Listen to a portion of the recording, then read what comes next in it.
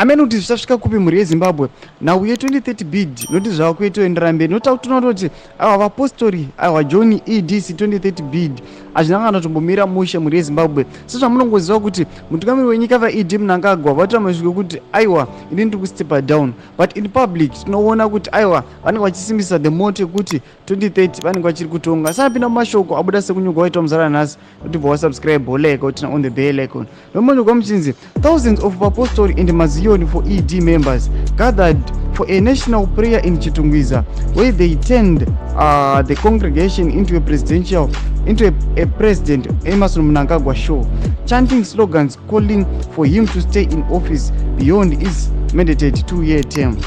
Mnangagwa has been accused of using ACOs and party structures to test the waters for his bid to extend his term in office after the controversial August 2023 harmonized elections.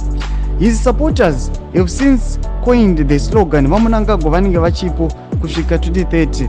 Mnangagwa will be with us till 2030, raising fears that he's trying to go beyond 2028 when his second term expires. Muri Zimbabwe hazvina kumira mushe, noda kuti zvinhu zvavari kuita paground zviri ku contradict kana zviri kuenda against mutemo kana constitution yenyika yeZimbabwe. Ameno kuti zvichagumira kupi nokuti panenge patoredzwa matensions zvamungoziva kuti VP Chiwenga aiwa ndo vakatarisira kuwana upresidency, asi toona kuti kana zvinhu zvakadai zvoitika zvinokonzeresa tension. Zvinotidzai mafungiro enyu munoti kudii pamusoro penhau iyi. Pinai comment section medu, subscribe, kulike, tinotina on the bell icon.